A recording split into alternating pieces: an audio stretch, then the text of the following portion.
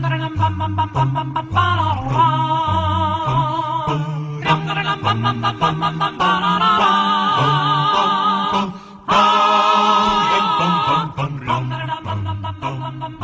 to Pop Culture Man Children, PCMC. I'm Mike Bongiorno. I'm here today with Nadia Kader again. Hello, Nadia. Hey, Mike. How's it going? How are you today? Wonderful. Fantastic. Today is a mini-sode, and today we are going to talk about The Other Side of the Wind. That's my bad John Huston impression. That was really bad. Yeah, I can't do it. Jay can't afford. The Ernest Hemingway of the cinema. Mr. Hannaford. I just want to know what he represents. The man is infested with disciples. I'm the apostle. Just like me and God. How could you tell us apart? Hannaford's new movie? The Other Side of the Wind. What's that about the movie? We don't talk about the movie. So you old guys are trying to get with it. Is that what this movie's about? Well, we don't actually know.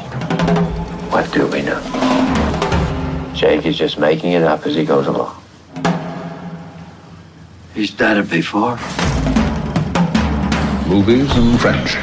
Those are mysteries. Mr. Hannaford, could you please slow down? Mr. Hannaford! What he creates, he has to wreck. It's a compulsion. Want me to bring you another scotch? We'll have our own movie. A real movie. The Other Side of the Wind. We actually talk about two films. The Other Side of the Wind and the documentary They'll Love Me When I'm Dead. So, actually, before we get into that, let's say Pop Culture Man Children is available anywhere podcasts are, everywhere the podcasts live, baby. We are on Stitcher, Spotify, iTunes, and Google Play. So, The Other Side of the Wind, God, there's so much to say. All right, for someone who has no idea, The Other Side of the Wind is a film that was made, it's the last film made by the great director Orson Welles, who, of course, is most famous for his 1938 War of the Worlds radio broadcast where people panicked thinking that aliens are really landing in New Jersey. And, of course, Citizen Kane, which is the #1 movie on the American Film Institute list of 100 best movies. And Welles, as he got older, got fatter and got more bitter and really was rejected by Hollywood because he couldn't really play the game. And he felt betrayed by Hollywood. So this film, The Other Side of the Wind, was a film that he filmed from 1970 to 1976 on and off with his own money, mostly. And then like a lot of like weird money he would get from like, wasn't like the like... It was like the Shah of Iran's brother? Like somebody's brother-in-law. Yeah, but like, so he'd get money from places outside of the United States. And he never finished the movie. The movie just came out this year, 2018, because Netflix put it out. And I've been hearing about this movie coming out for years. And, you know, all the way back in 2005, I think was the first time I heard about it. Peter Bogdanovich is in the film, and he was very, very close to Orson Welles. And he's been trying to get it. And Orson Welles asked him, or Orson Welles told him, if I die, please finish it. So he's been trying to do it, but he hasn't been able to, and now it's finally out. It was the footage was also like in this really weird legal battle. Yes. Between like when Orson lived in France, so it was in France, but also the Iranian government or the Shah, who was in exile because of the Iranian Revolution or Islamic Revolution.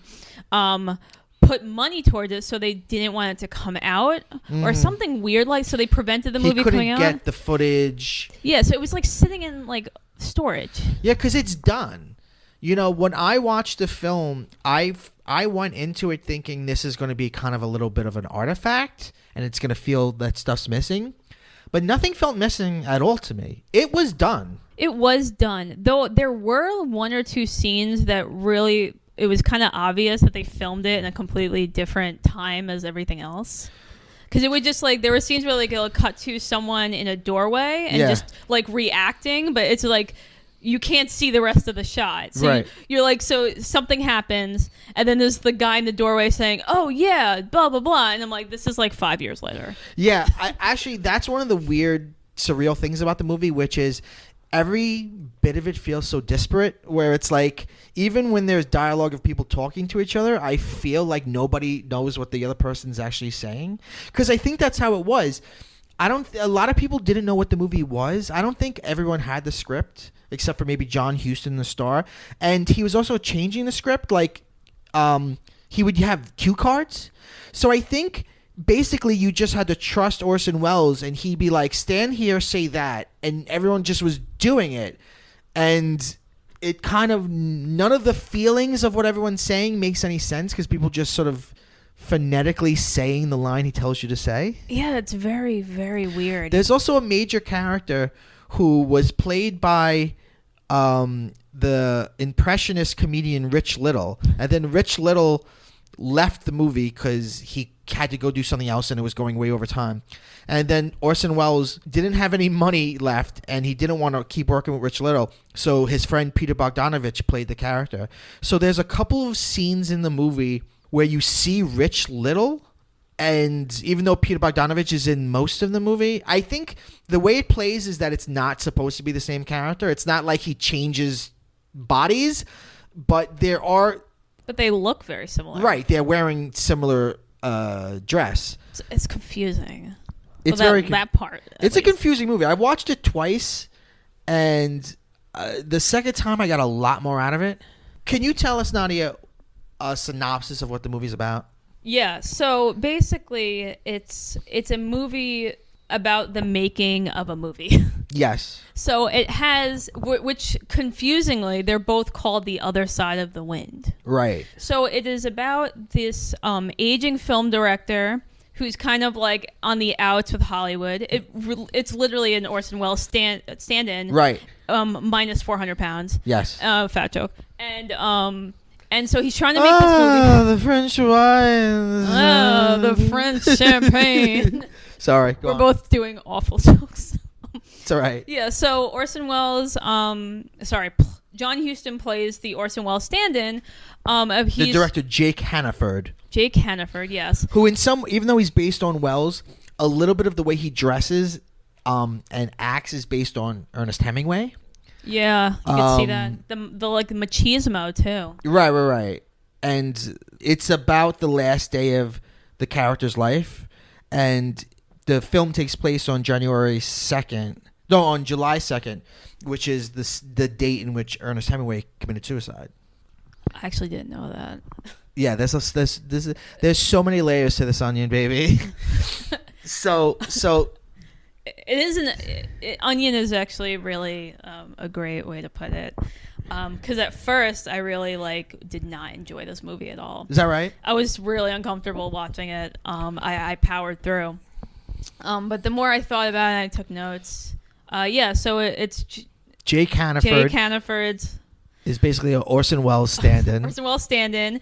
He has this relationship with the young film director played by Peter Bogdanovich. Mm-hmm. They're also he's also being followed around by multiple camera crews. So you're also getting shots from their point of view. Yeah. So their cameras are different. Yes. So that's it goes from black and white to color to 16 to 8. It keeps changing. It's very disorienting, especially if you're not necessarily a film person and you don't recognize what those differences look like, and you're just like, why does this movie look staticky? Why is this in color? And so they're filming Hannaford have a party showing this movie that he didn't finish. Yes. So you're seeing the movie, but it's cutting to the movie in a way where it's the whole screen. So it's not like you're watching. It's like you're watching this movie play, but it's not like you're in the room with them. Right. It's it's a movie within a movie, but literally it almost is like maybe this isn't the best metaphor, but the pirate story in Watchmen, where it'll just for a few pages be this other story. The movie the characters will be watching The Other Side of the Wind, which is the movie that the character Jake Hannaford is making, and we'll watch it for a good portion of it. And there is Nadia Kader, who was Orson Welles' real-life girlfriend and co-wrote the movie. She's in some of the scenes as the actress, but she's mostly in the movie within the movie. Yeah. He escaped. Nadia's cat escaped. I love cats. The real sadness of my life is that I'm so allergic to cats, but I love them so much. I follow a lot of cats on Instagram. You have a beautiful cat. Oh, thank you. This is what I was worried about because I put him away, but the thing is, he's fucking smart. Yeah. Like, he's too smart for his own good. He broke the fuck out. So he broke out, and he does this all the time. I'm going to go lock him in another room. Okay.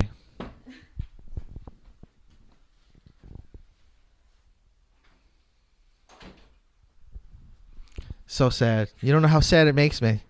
I gotta get a hairless cat. Oh, that's a good idea.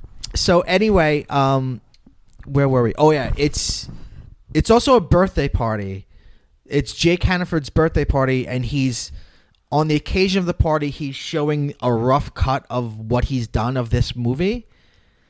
Yeah, and so there's also like two different scenes of watching the movie, though. So we're in one part of the movie where his like basically kind of number two jolly guy is trying to explain to this Hollywood producer what's happening on screen. Yeah. But he has no idea what's happening. Right. So he's just trying to make a narrative, but there's no narrative. Right. So he's explaining like the shots that aren't there, and he's like, "Yeah, we're gonna shoot that later," and just like it's really bad. And the producer's like, "Can I read the script?" And he's like, there isn't a script. The director's just making up as it goes along," which is what Welles is doing. See, this is the thing that makes the movie fascinating, which is everything that's happening in the movie was happening in real life, right? He can't finish. The director inside the movie can't finish the movie, and Welles couldn't finish the movie about the director not being able to finish the movie.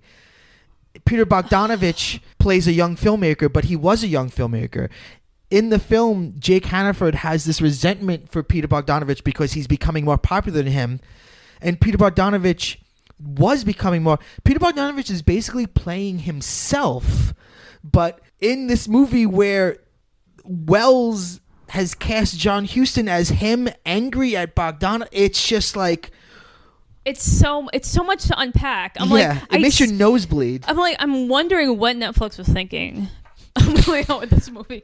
But so there's that going on, and then there's the people at the party trying to watch the movie. Right. But then the projector breaks, so they have to like take the movie to a drive-in. Yes. And also the party is filled with like his Hannaford's like yes men, but also with all the filmmakers that are following him. Filming a documentary. And they're about him. film students, and Welles really has a lot of fun making fun of film students. Like, they have lines like, do you think that the cinema is a phallus? And like shit like it's a lot of him making fun of film people. Yeah, and there's a character at the party who is named Julie. But Julie is very obviously based on the famous film critic Pauline Kael. Oh my god! Because she keeps trying to psychoanalyze the director and the director's films. It's but what's really bizarre is like, did Pauline Kael really go to parties and just be like psychoanalyzing filmmakers while they're drinking and having a party? It's like it was so performative. She's like, yes, and this is the phallus or whatever, and I'm like, what the hell's going on? In some ways, it's like Welles making fun of this world that doesn't want him anymore, in a way. Yeah, but it's because there's anger there. I mean, there's anger at Pauline Kael in that character. There's a scene where at the end Jake Hannaford actually slaps her. I thought he punched her. Oh, maybe he punched her. He hit her with he something. hits her. Yeah. And it's like, is this what Welles wants to do, to hit her? And but by the way, should we even get to this part yet? All right, let's just unpack everything. Let's just pour everything out on the table and then sift through it. Yeah. The reason he hits her is because Julie, the character based on Pauline Kael, more than once insinuates that the character Jake Hannaford is a latent homosexual and that he's attracted to his male leading men, and that he is sort of closeted, and then but there are people who think that about Welles and about Ernest Hemingway. Right. Is that it? So, I mean, was it true, or was it just Welles coming up with, let's have her say some stupid shit that Pauline Kael would say? The homosexuality comes up more than once in the movie. Yeah, and it's very uncomfortable. Yeah. Like, because it's never about, it's never gay people, like, in the movie. It would be like, he finds his co-star who escaped or something. They never really talk about that. He just like the leading man walked off the movie of the movie within the movie, right? Which is why they can't finish it. Yeah, and they also ran out of money, I think. Yeah, it was a lot of things, right? Which is basically what happened to Orson Welles when Rich Little left, and like it's too much, right? Yeah, so they find, for some reason, he gets one of his yes men to find the school teacher that knew the actor, and you're like, no one explains why he wanted him. He says, bring me the teacher of the actor who walked off to the party. Why? Well, I don't know, because the teacher then basically he starts to talk about how there was a teacher at the school who there were rumors about him and the star, which this is a very old-fashioned horrible thing where they're equating pedophilia and homosexuality, which is offensive. But then the school teacher says to Jake Hannaford, played by John Huston, something like, but you understand. Like, basically, and then John Huston's like, what are you driving at? Like, oh, you mean he was a faggot? Right. I actually turned off the movie after that came out because the look on the teacher's face was the same face I had. Right. I was so shocked because it was so aggressive. But then he does nasty. something really aggressive. I don't know when you turned it back on, but next day. But then Jake Hannaford's like, oh, you want to take a dip in the pool? And the guy who plays the school teacher, who, by the way, all the performances are all over the map. Some people are so cartoony in this movie, and I think it's because they had no fucking idea what they were doing. And so he's like, oh, okay, I'll take a dip in the pool. And he goes, great, just, you could get changed right here. And Jake Hannaford just watches him with all the other cameras. And like, as a weird psychosexual way of punishing him, he tries to make him undress in front of him, which, by the way, is not the best way to get revenge on someone who just accused you of being gay. Right. To make them disrobe in front of you. Yeah, it was very strange. Which he doesn't do, but it's so much. It's like, I feel like it's a kind of movie that someone needs to like write a book about, or if they haven't already. And so that happens, and the leading man is gone, and fake Pauline Kael is punched in the face. Yeah. Oya Kodar is also naked, because I feel like that's all Orson Welles ever had her do. Oh, he was obsessed with her ass crack. Yeah, she's naked every time that he filmed with her. She was always either in something really skimpy or she was nude, and in almost... Actually, I think, if I'm not mistaken, in the entire movie of The Other Side of the Wind, within she doesn't the film, have any dialogue. Do you realize that? She doesn't speak, I think, one word in that movie. No. In the movie or the movie? No, but everyone calls her Pocahontas, and because she's apparently... The actress is native, but it's Oya Kodar wearing bronze makeup. Right. So there's a lot of Oya crap. Kodar is Croatian. Yeah. She was a Croatian artist, and that's how Welles met her. She's still alive. Is she really? Oh, yeah, that's right, because she's in... All right, because we haven't even got to the other movie. Okay, folks. I know this is confusing. So the other movie that also Netflix put out is called They'll Love Me When I Am Dead. And this is a documentary about the making of The Other Side of the Wind and the trouble behind the scenes of Welles trying to make this movie and Peter Bogdanovich talking about his role in the movie, and Rich Little talking about being in the movie, and them talking, and Oya Kodar talking about it. So I can't help but read these two movies together because I see three levels. I see The Other Side of the Wind, the movie within the movie. Then I see The Other Side of the Wind, the Orson Welles movie, and then I see They'll Love Me When I Am Dead, which is the third layer, which is the making of the movie that has a movie in the movie that everybody's making a movie in the movie. Yeah, this bloomin' onion or whatever metaphor you used before. Yeah. Very confusing, but yes. So I read them all together and it helped fill in gaps from other Orson Welles understandings or musings that I've had already. So I actually watched They'll Love Me When I'm Dead first. Okay. Because I knew that there's no way a movie that took 40 years to come out and was filmed on and off for 6 years, I had a strong feeling I wouldn't understand any of it. So I gave it myself I watched the documentary so I could see what's happening, and then I could fill in the clues myself. And by the way, it's a fantastic documentary. It really is. It's narrated by Alan Cumming, who's great. Oh, I actually had the complete opposite feeling. I hate Alan Cumming. Really? I think he's just I feel like he's an insufferable twit.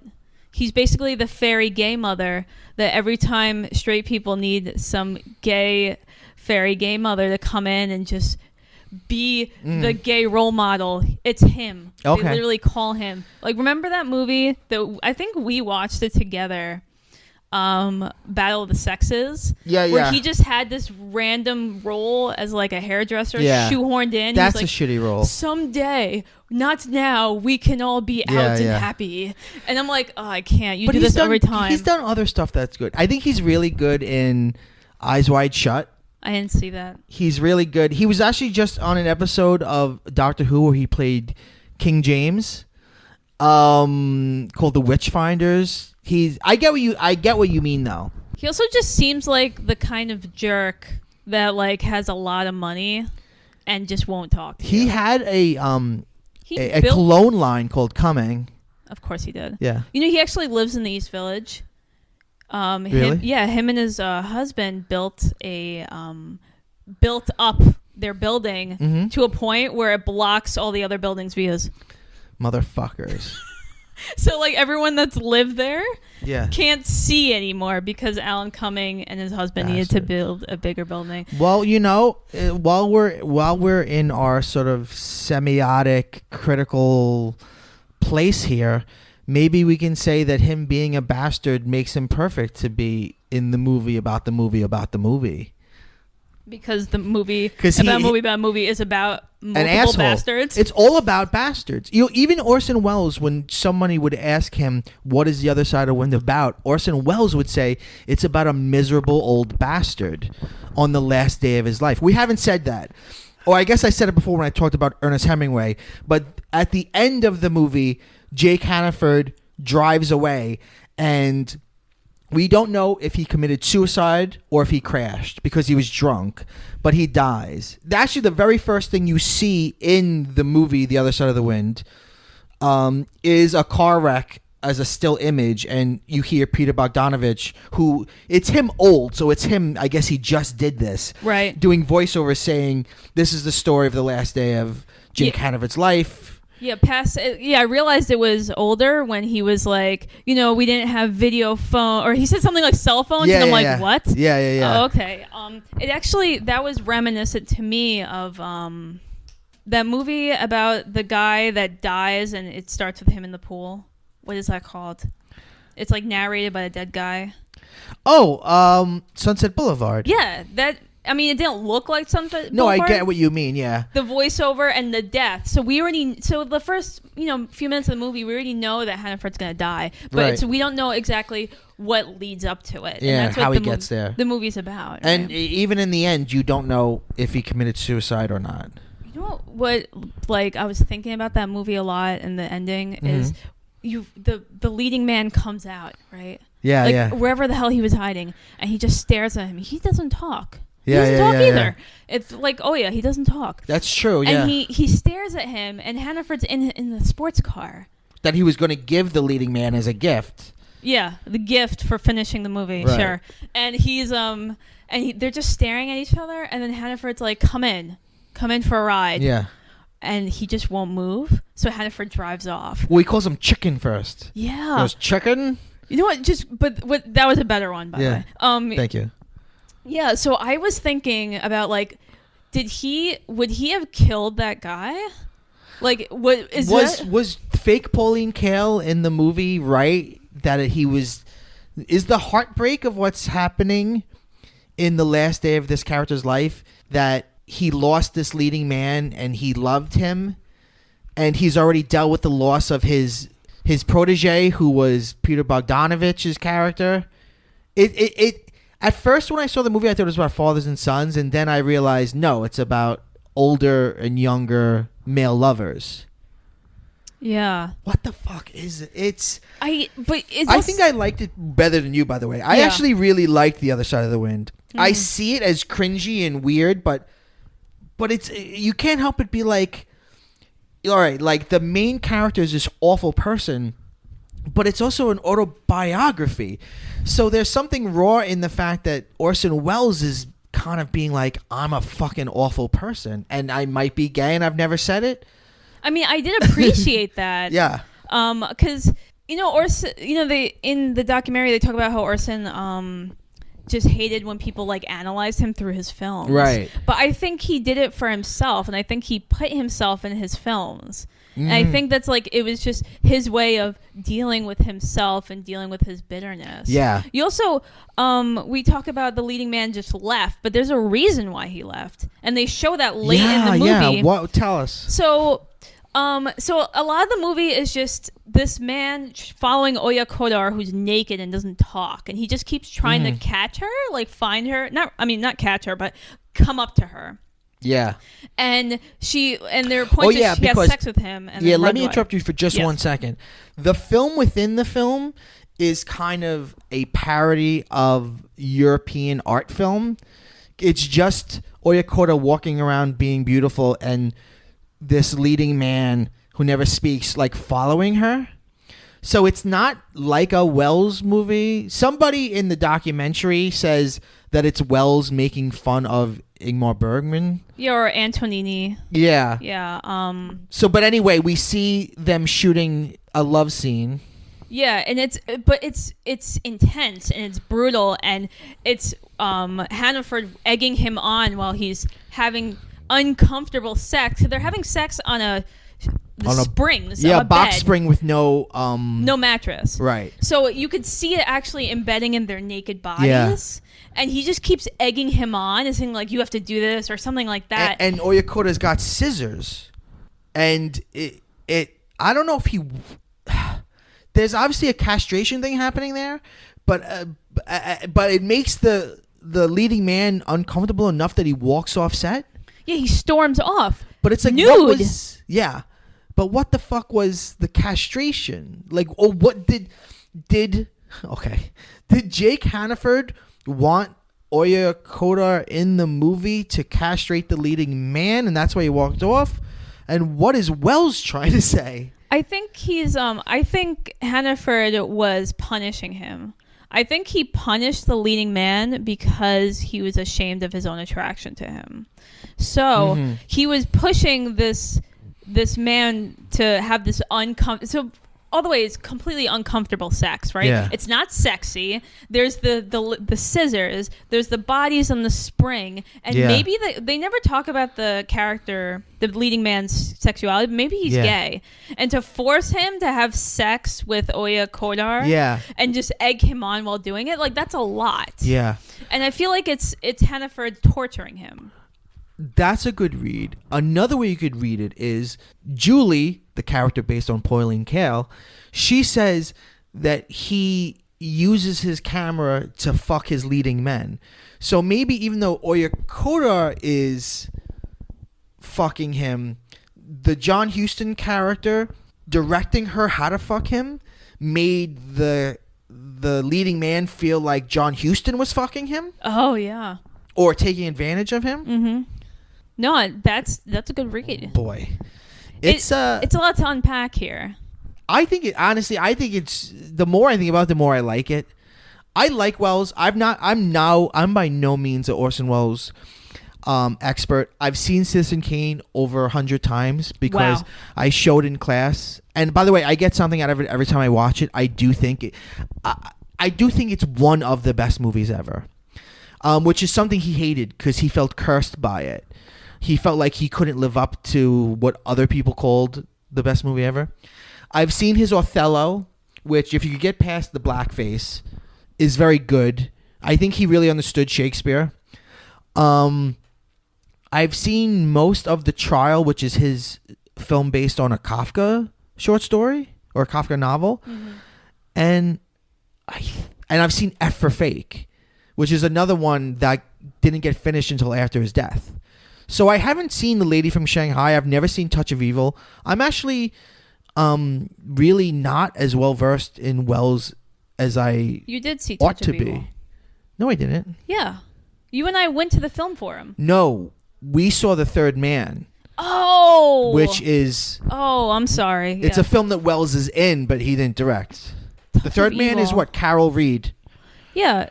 Wait, what's Touch of Evil about? Touch of Evil is the one where he plays like the big fat guy with the nose. Oh, I saw that multiple times. I didn't see it with you. I saw it with some other film nerd. Yeah, but you and me saw Third Man. That was good. Which is a great... Welles was also a great actor. And he would act in other people's movies to make money. To finance on the other side of the wind. Yeah. Yeah, so... Yeah, Orson Welles is a fascinating character, and I think he was way ahead of his time. I mean, I was thinking about this. The earliest movie that I can think about that's a found footage movie, meaning like a fake documentary, is the horror movie Cannibal Holocaust. And that came out after Welles was making Other Side of the Wind. So it's really ahead of its, with things like Blair Witch and Paranormal Activity and even shows like Parks and Recreation and The Office. We're so used to documentary as a narrative style. The fact that he was doing it in like the 70s, I think, is really kind of groundbreaking. It's utterly remarkable. Like, I wonder if he lived longer, what more we could have done with it. Like, would he have accidentally invented the cell phone? Like, who knows? Yeah, so that mockumentary style. Yeah. Because he didn't have the language for it, but he knew what he wanted it to look like, right? Because it's found footage, like you said, but it's also mocking those film students. It's mocking European cinema. It's mocking psychoanalysts film style. That is essentially mockumentary. Yeah, it's very true. Yeah, and I think there are jokes in it. There are some short little scenes that almost function as like sketches, like short little sketches you'd see on like Laugh-In, where somebody just says, because there's so much atmosphere in it. It's almost like a Soviet montage movie where, there are the scenes with Jake Hannaford, but then there's a lot of scenes of just the party and like random people having conversations with each other. And you'll just see like, an exchange between two people that you never go back to them. It's just like two people talking about something about movies, because everybody's talking about movies. Yeah, it's the way it sounds is really interesting, because I feel like the conversations, like you say, also mimic like you're hearing conversations at a party. Like, it sounds like that's another person on the other side of the room. Yeah. You're never like close up. It's never like personal. It's people on the sidelines talking. Yes. And reacting to things. Yeah. Which I'm like, this is mimicking like you're actually at this party. Yeah. So I don't, when did that happen? Because I know there are movies that eventually came out like similar to like the camera almost point of like view. what does it remind me of? Like Robert Altman movies. Yeah. Where like there's this overlapping dialogue that's very like chatty and conversational. There's also real filmmakers in it playing themselves. Paul Mazursky, Henry Jaglom, and Dennis Hopper. And he filmed a lot of the movie before he even got John Huston involved. So what adds even another weird layer is in those scenes you hear Wells's voice, but Welles is supposed to be the Hannaford character. So he kind of is playing the Hannaford character off screen sometimes. But it's funny, Dennis Hopper, you see a lot of him in the documentary They'll Love Me When I'm Dead. Mm-hmm. But there's very little of him in the actual movie left. Yeah, it's such a small role, and it's kind of just like I forgot about it. Yeah. It's so tiny. And he's so high. Yeah. When he's shooting it.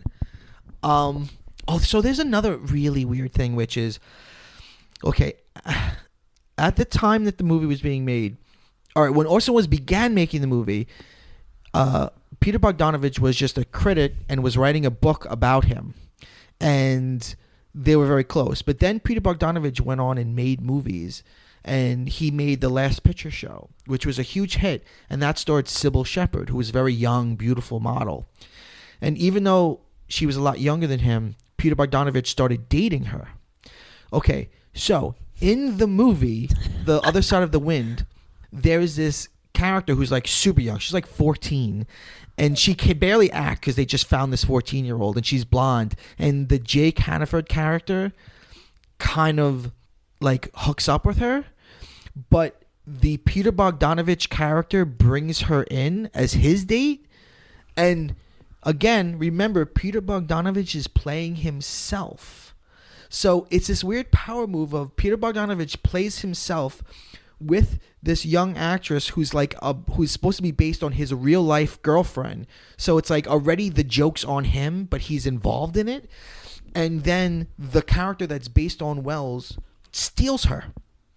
So it's this weird psychosexual thing of like, you've got a girlfriend in real life, and then I'm going to put you in a movie where you're going to play yourself, and then I'm going to steal your girlfriend in the movie. Yeah. But then there's also the thing that the Pauline Kael character says that's like, it doesn't matter. The girl doesn't matter. It's because he wants to fuck Peter Bogdanovich. Yeah, Boy, it's oh such my God. There's so much. You know, you also just reminded me that there's a part where people are trying, when the film students are trying to interview Hannaford and he's ignoring them. So Peter Bogdanovich talks to them. Yeah. And they start talking about him and they're like, hey, so you started writing movies before you directed, right? He's like, yeah. And watching Hannaford made me want to be a director. Yeah. So I'm like, are you talking about yourself? Right. Where's reality in this thing? Because even in the movie, Peter Bogdanovich's character says, I was writing a book about Hannaford and then I stopped, which is what he was doing with Welles. He was writing a book about Welles, then he stopped. Like, how do you not lose your mind being in this? I lose my mind watching it. Also, a big plot point is Hannaford goes into this whole thing where he talks about how his father committed suicide in a hotel room and how he feels guilt for that. And in real life, Orson Welles' father died in a hotel room. And Welles was always convinced that it was suicide. Because Welles, in real life now, we're talking about real Orson Welles, his father was a drunk and he said, I don't want to talk to you unless you're sober. And then his father died and he never spoke to his father again. So he felt this great guilt. So by the way, also, when people would ask Welles if the John Huston character is based on him, he'd go, oh, no, it's not. Which is like, that's the most ridiculous fucking lie. It's so obviously based on you. It even has the biographical, things that you have in your life. He's just not fat. I wonder if it's that Orson didn't want people to talk about that, or is that just, or he was just messing with them, because Orson Welles said things all the time just to mess with people. Right, he'd lie. He was a liar. He was a big liar for show, which is what Hannaford does throughout the whole movie. Is like, if you ever notice, he never really has a full conversation because he knows the cameras are watching him. Yes. But he'll talk in like sayings and he'll brush things off. Yeah, he's performing, which is what Welles would do a lot on talk shows and stuff. He would just be this larger than life character. He would play what you wanted him to play. For my next experiment, ladies and gentlemen, I would appreciate the loan of any small personal object from your pocket. A key, a box of matches, a coin. Key it is. Good, sir. Hold it up 10 feet over your head and watch out for the slightest hint of hanky-panky. And behold, before our very eyes, a transformation. We've changed your key into a coin. What happened to the key? It's been returned to you. Look closely, sir. You'll find the key back in your pocket. May we see it, please? After your old tricks, I see. Why not?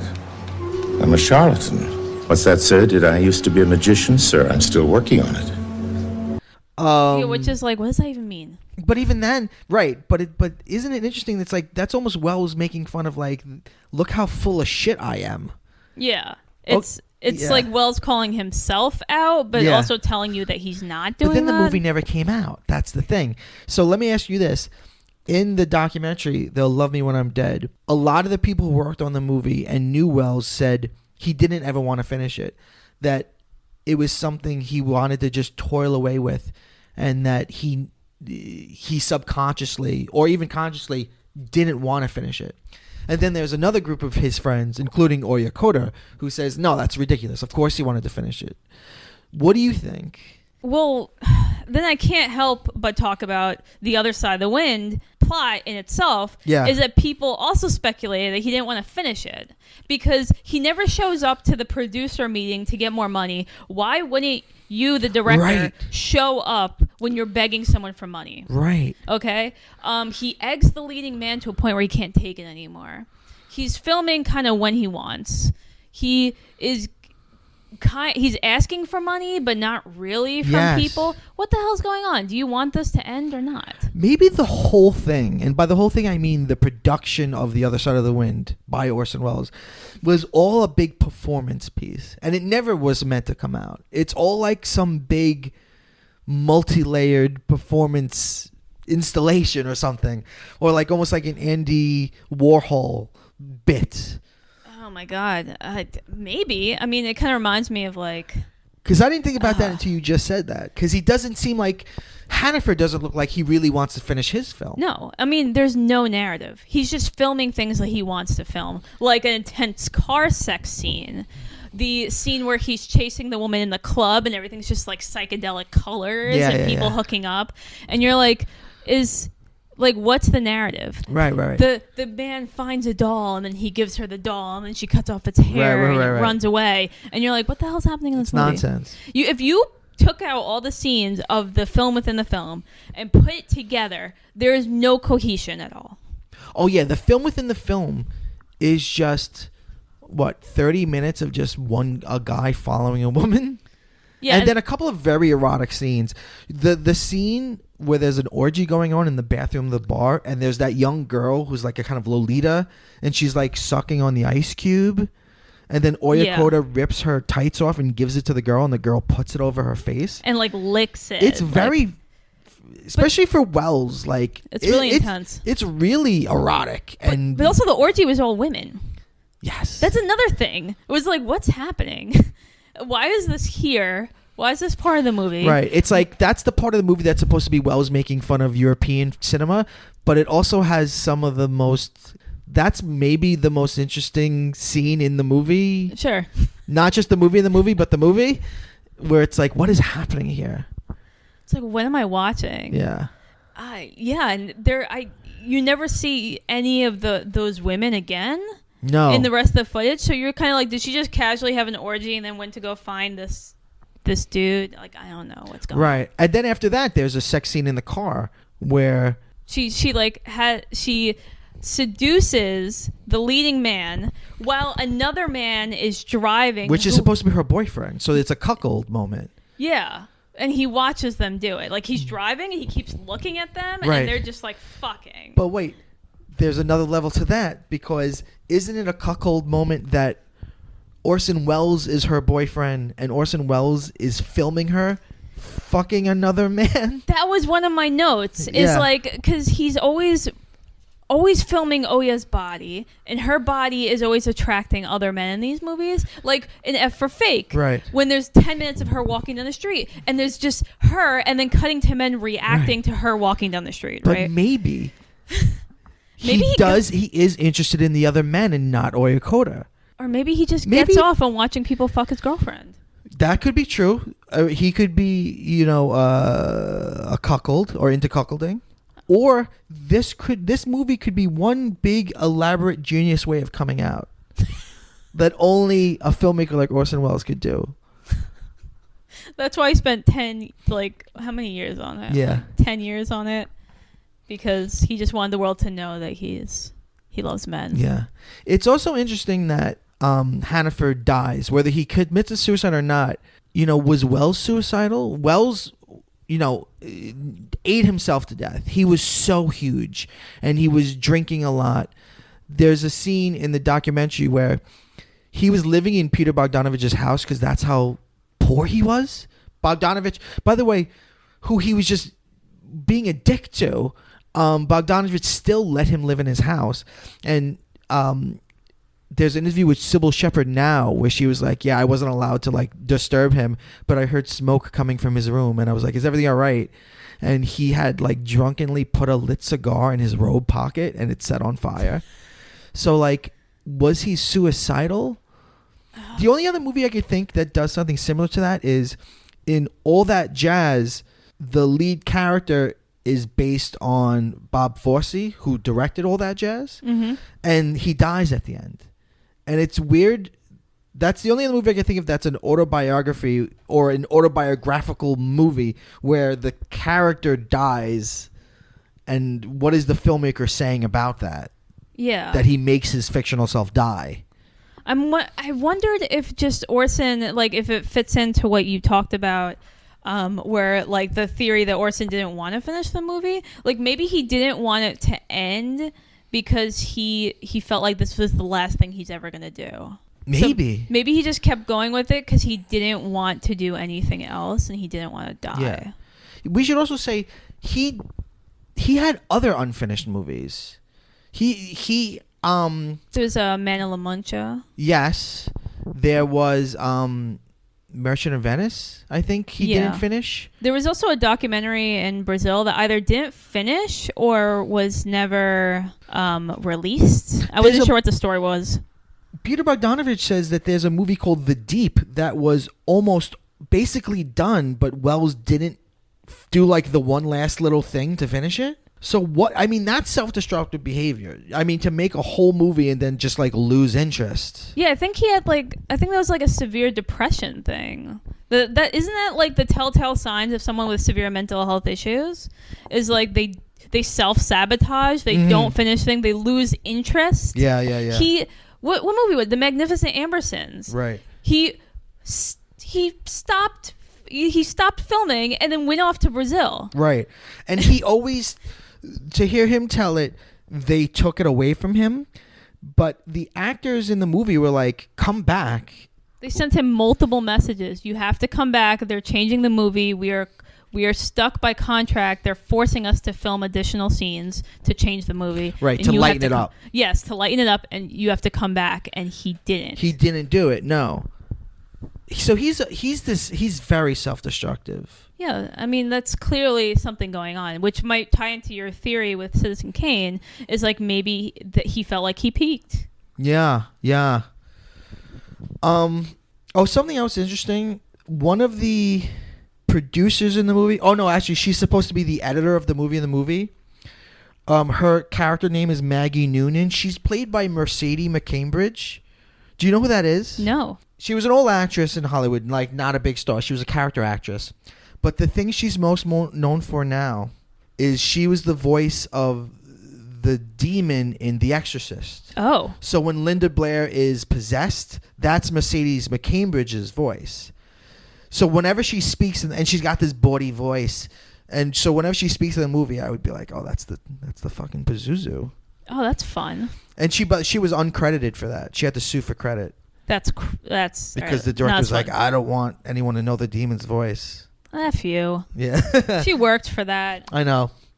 I gotta say, They'll Love Me When I'm Dead filled in so many gaps for me. Like, I remember a couple years ago, you and I were reading a book called My Lunches with Orson. Yes. Which was the recorded conversations Henry Jaglom would have with Orson Welles while they ate at Orson Welles' favorite restaurant.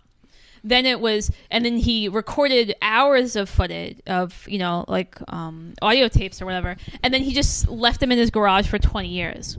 Yeah. Before, I think it was Bogdanovich found them or something. And it was edited by some film historian, and it came out as a book. Right. And I remember reading the book with you, and we talked about it because, of course, there are only conversations between Jaglom and Orson Welles. So we only have Orson Welles' side of the story, right, and also all his bullshit, right, like making up Hollywood facts and stuff. But I remember feeling like, oh, this is the reason why he's doing so badly was because Bogdanovich kept getting more famous and then not helping out his friend. Right. And we were like, why would Bogdanovich kind of abandon his friend with a dick? Right. Then we watched this documentary, and then we watched The Other Side of the Wind, and it's like, oh, it's because Orson Welles inserted himself so much into Bogdanovich's life that he literally needed to cut him. Right. distance himself. Well, also remember, they show in the documentary that Orson Welles went on The Tonight Show, and The Tonight Show is being guest hosted by Burt Reynolds. And Burt Reynolds had been in a Bogdanovich movie that kind of flopped, and they both kind of just shit-talked Bogdanovich. And Bogdanovich was like, I can't believe you went on TV. Like, I'm such a good friend to you. And Welles did something crazy where he wrote him 2 letters, and one letter was this big apology, and the other letter was this fuck you, like, I'm glad I made fun of you on TV. So Welles is fucking nuts. Yeah, and then didn't he like send him both? Yeah. Yeah, so it's like, here, pick. It's like choose your own adventure here. Right. Yeah, so it's like, okay, so Welles was... Meanwhile, he let you live in his house. Live in his house. Bum. Restrict his girlfriend from entering parts of the house, right, and making them buy fudgesicles. What was it? That was so bizarre. Sybil Shepherd says that they had to always have fudgesicles on hand because Orson Welles ate tons of fudgesicles. Oh man! I mean, we shouldn't be making fun of him for being overweight, but like that's some Elvis level eating. Yeah. Oh yeah. He there's some sad things like. The AFI gave him a Lifetime Achievement Award, and he used it as a platform to try to beg for money. So, like, he does his speech in acceptance, and then he's like, I'm going to show you a new clip from The Other Side of the Wind. And, like, he's basically got his hand out for money, and nobody gave him money after that. It's so sad because it's like, this is your Lifetime Achievement, and you're using it to sell snake oil. Well, I mean, he's also, like... He's kind of jabbing them too in that speech. Right, because he's like, fuck you, why don't you accept me? And then give me money. You know who he reminds me of? And I've also thought this about the character of Charles Foster Kane in Citizen Kane. He reminds me of Trump. Really, the last time I saw Citizen Kane, it reminded me so much of it. I mean, obviously, Charles Foster Kane's a smart person, and Trump isn't. But I want you to love me, but once you love me, fuck you. Like, that's very Trump. And then even Welles as a figure, like, it's this weird, like, I want your acceptance, but I also don't want it. I'm petulant, but needy. It's all, I'm childish. Like, all of that to me is like, wow, that's Trump. I mean, that talks to me about, like, a serious narcissistic kind of disorder. Yeah, well, that's true. Trump and Welles are both narcissists. Absolutely. You can't see past yourself. Maybe he believed that John Huston's character wasn't him because he's just too fucking insane to see that it clearly was him. I mean, there's also the old adage that, like, every character a writer writes is them in some way. Right. We haven't even gotten into it. Like, I think if you listen to this episode and you're interested in film, go check out both of these movies because I think they're fascinating and you'll get a lot out of them. You know, I gotta say, I actually enjoyed them both more thinking about it and talking to you about it. I think it's something, maybe if it's not like completely your bag, it's definitely gives you something to think about. Yeah. Which is, you know, when media makes you think, that's a real gift these days. You Absolutely. have to appreciate that something is making you think in this world. Yes. And if you love showbiz documentaries, like, that is fantastic. Yeah. Because it's like, you can't imagine the craziest things, and then they just keep topping each other. Yeah. It's the fudgesicle comment, finding out that Orson Welles was still married to his wife when he was just dating Hoyt. I had no idea. Yeah, they interview his daughter in it. And she's like, I don't know why my mom stayed. And we're like, wait, what? Yeah. But he lived in Europe. So I guess he left the family and then came back. And he of course he's a terrible father, clearly. All right. That's it for us. This has been a very full mini episode. The Other Side of the Wind and They'll Love Me When I'm Dead, both are on Netflix. Nadia, thank you for coming on and talking about Orson Welles with me. Thank you for giving me this platform. Thanks for coming to my TED Talk. So this is Pop Culture Man Children, PCMC. This podcast is available on Stitcher, iTunes, Google Play, and Spotify. Follow at Pop Culture Man Children on Instagram. Bye-bye.